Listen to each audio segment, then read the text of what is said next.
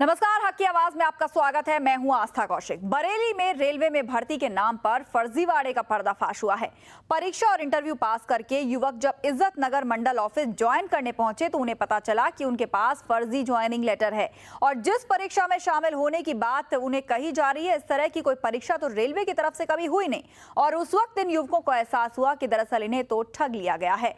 फर्जी नौकरी दिलाने के नाम पर इनसे लाखों रुपए लेके एजेंट चंपत हो गए हैं। हक की आवाज में आज हम इसी पर चर्चा करेंगे। आप हमें कॉल भी कर सकते हैं, हमारी फोन लाइंस खुल गई हैं।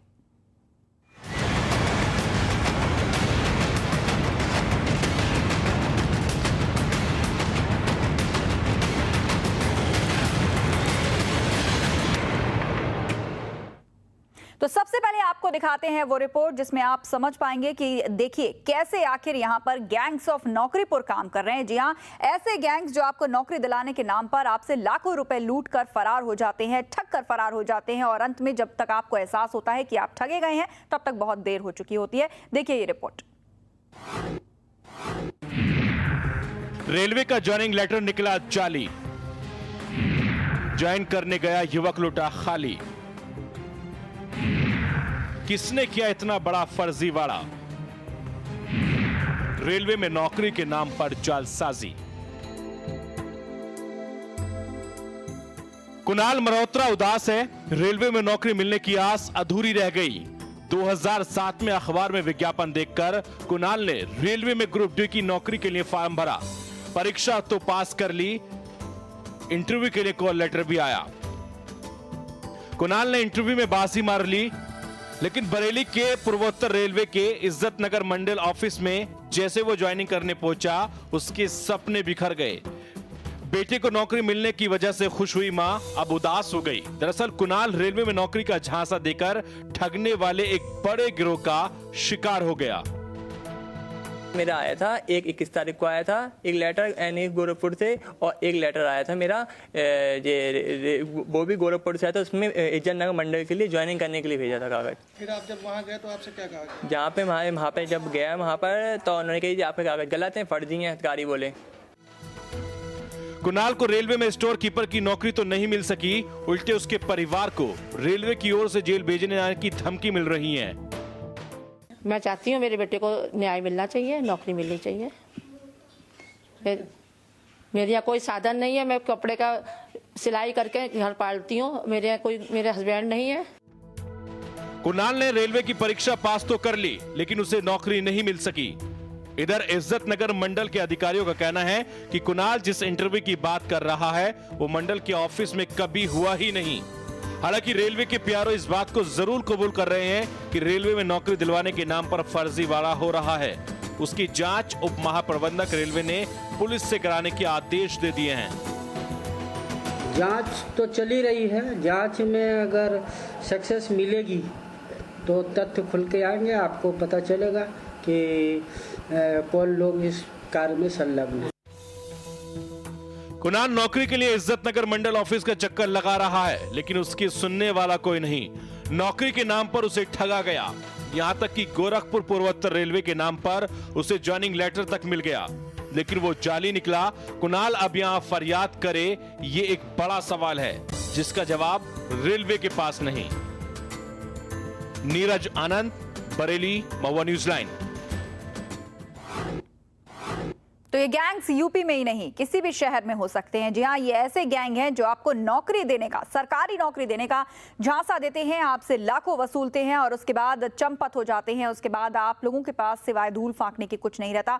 तस्वीर हम आपको दिखाएंगे और समझाने की कोशिश करते हैं कि ये पूरा मामला दरअसल है क्या।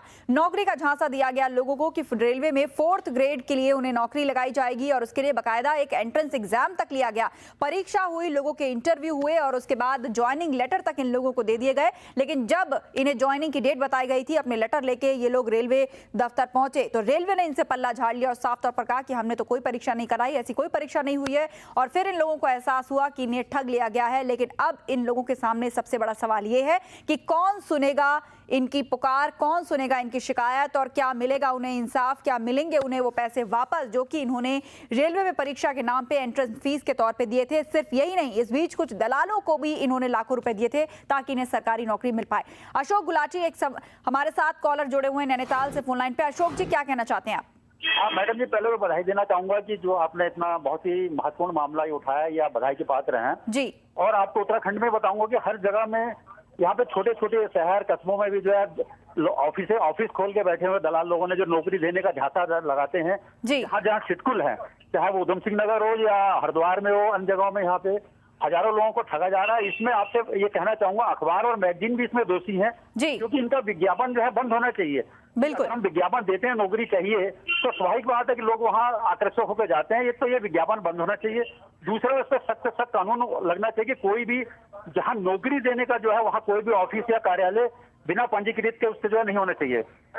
जी, तो हमारे एक जागरूक दर्शक हमें बता रहे थे कि आखिर कैसे ये पूरा बहुत बड़ा रैकेट होता है और किस प्रकार से पहले विज्ञापन निकाले जाते हैं, लोग उनसे गुमराह होते हैं, एंट्रेंस फीस भरते हैं, परीक्षा देते हैं और बाद में इस प्रकार से लुट के वापस आते हैं। बरेली से हमारे संवाददाता फोन लाइन पे हमारे साथ जुड़ चुके हैं। जी, आपसे जानना चाहेंगे तकरीबन कितनी तादाद होगी, कितनी संख्या होगी? नीरज हमारे साथ है बरेली से, कितनी संख्या होगी ऐसे लोगों की जो ठगे गए हैं? आस्था, अभी आपको बता दूं, जो ये मामला निकल के आया है फर्जीवाड़े का, ठगी का, ये सिर्फ एक मामला भी सामने आया है। और ये जो ठगी का शिकार हुआ है कुणाल, इसका क्या है, इसके मुताबिक जब इंटरव्यू हुआ था उसमें लगभग 80 अभ्यर्थी मौजूद थे। तो इसका मतलब 80 अभ्यर्थियों के साथ बरेली में ठगी हुई है और बाकी जगह भी इंटरव्यू हुए होंगे, पर हल्के हल्के अब निकल के आए, क्योंकि अभी सिर्फ जो है वो मीडिया के सामने और नियुक्ति लेने के लिए ही कुणाल ही पहुंचा था। जी आस्था जी, तो यहाँ पर बहुत सारे लोगों की ऐसी तादाद है जिनके साथ ये फर्जीवाड़ा हुआ है, जिन्होंने पैसे दिए हैं। कितने लोग ऐसे हैं जिन्होंने सिर्फ एंट्रेंस के नाम पे फीस पे की थी, और बहुत सारे लोग इनमें ऐसे भी होंगे जो कि एजेंट के चक्कर में फंस गए होंगे नीरज, जिन्होंने लाखों रुपए या हजारों रुपए नौकरी लगने के नाम पर इनको दिया होगा? आस्था, ये जो लड़का है, कहना है जब परीक्षा हुई थी उसमें 300-400 लोग बैठे हुए थे, एक रूम में लगभग 40 अभ्यर्थी बैठे हुए थे और इनसे जब फार्म अप्लाई कराया गया था, फार्म मांगा गया था, उसमें 200 रुपए का एक ड्राफ्ट मांगा था, जो साहित्य में गोरखपुर के नाम ड्राफ्ट बनवाया गया था। और उसके बाद परीक्षा कराई गई थी इनकी, और उसमें परीक्षा में भी काफी तादाद में अभ्यर्थी शामिल हुए। जब इंटरव्यू हुआ उसमें भी काफी तादाद में अभ्यर्थी शामिल हुए। पर अभी जो फर्जी नियुक्ति पत्र लेके जो रेलवे के ऑफिस में पहुंचा है, रेलवे प्रशासन के पास पहुंचा है, वो पहला मामला है। और इससे अब हल्के हल्के मालूम होगा कुछ और लोग भी इनके ठगों का शिकार हुए होंगे। वो जब पहुंचेंगे नियुक्ति पत्र लेके, फर्जी नियुक्ति पत्र लेके, तो उनका मामला सामने आ पाएगा। जी नीरज, आखिर इन लोगों का एहसास कब हुआ, कैसे हुआ कि ये लोग ठग लिए गए हैं? जब ये लोग गए अपना नौकरी क्लेम करने के लिए, अपनी पोस्ट क्लेम करने के लिए, तो क्या व्यवहार इनके साथ रेलवे अधिकारियों ने किया और कैसे इनको पता चला कि दरअसल ये परीक्षा से लेके, इंटरव्यू से लेके और कॉल लेटर सब कुछ फर्जी था? आस्था, मैं आपको बता दूं, जब अभी पिछले महीने जब इस जो कुणाल है, अभ्यर्थी कुणाल के पास लेटर आया, तो इसके घर में बहुत खुशियां मना रही, क्योंकि इसके घर की आर्थिक स्थिति ठीक नहीं है, पिताजी है नहीं और माताजी हैं घर में, जो घर में ही सिलाई का काम करके अपने परिवार का गुजर बसर करती हैं। उन्हें लगा कि बेटे की सरकारी नौकरी मिल गई है, ज्वाइनिंग लेटर मिल गया। वो ज्वाइनिंग लेटर को लेके जब यहाँ बरेली की इज्जत नगर मंडल में अधिकारियों के पास गए, तो अधिकारियों ने जब उसको देखा, उन्होंने एक सिरे से उसको फर्जी करार दे दिया गया कि ये फर्जी है और रेलवे में इस तरह की कोई भर्ती नहीं हुई है, कोई इंटरव्यू नहीं कराया गया है। उसके बाद उसके परिवार में मायूसी छा गई है कि नौकरी हाथ में आई हुई है और जा रही है। वो इसके लिए बराबर चक्कर भी काट रहा है। अब वो ये महसूस नहीं कर पा रहा है कि मैं किस तरह से ठगा हुआ हूँ, क्योंकि जो परीक्षा हुई है उस परीक्षा में वो अकेला शामिल नहीं हुआ था, काफी तादाद में परीक्षार्थी शामिल हुए थे। हमको ऐसा एक और बात बता दूं, बाकायदा इन्होंने जो ये ठगों का गिरोह है, जो रैकेट चलाते हैं, पूरा भोले भाले अभ्यर्थियों को अपना नौकरी के नाम पे शिकार बनाते हैं। इन्होंने पहले अखबार में विज्ञापन निकाला और विज्ञापन बिल्कुल आपको रोकना चाहूंगी नीरज, हमारे साथ कुणाल खुद फोन लाइन पे जुड़ गए हैं, जो कि एक पीड़ित हैं और उन्होंने ये परीक्षा दी थी और बाद में वो ठगी का शिकार हुए हैं।